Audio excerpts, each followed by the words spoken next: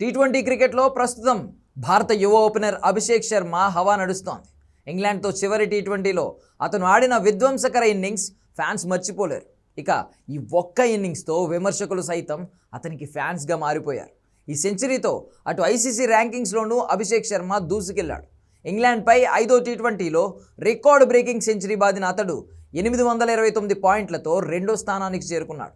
ఏకంగా 38 స్థానాలు ఎగబాకి ఈ రెండో ర్యాంకును అందుకున్నాడు. ఆస్ట్రేలియా స్టార్ ట్రావిస్ హెడ్ 855 పాయింట్లతో తన టాప్ ప్లేస్ను నిలుపుకున్నాడు. అభిషేక్ శర్మ అతడి కన్నా కేవలం 26 పాయింట్లు వెనుకంజలో మాత్రమే ఉన్నాడు. అభిషేక్ శర్మ కేవలం బ్యాటింగ్ ర్యాంకింగ్స్లో మాత్రమే కాదు, ఆల్రౌండర్ విభాగంలోనూ 31 స్థానాలు ఎగబాకి 13వ ర్యాంకును చేరుకున్నాడు. బ్యాటింగ్ విభాగంలో టాప్ 5లో అభిషేక్ శర్మతో పాటు మరో ఇద్దరు టీమిండియా ప్లేయర్లు కూడా చోటు దక్కించుకున్నారు.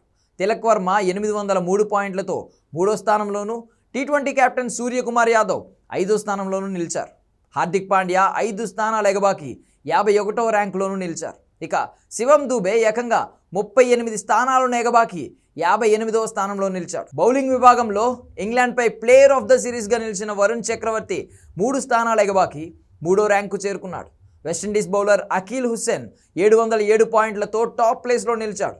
అదిల్ రషీద్, వరుణ్ చక్రవర్తి చెరో 705 పాయింట్లతో 2-3 స్థానాలను సంపాదించుకున్నారు.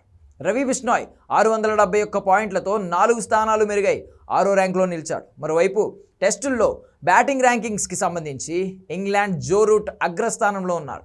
టాప్ 10లో కేవలం 2 భారత బ్యాటర్లు మాత్రమే ఉండగా బౌలింగ్ విభాగంలో బూమ్రా టాప్ ప్లేస్లో కొనసాగుతున్నాడు.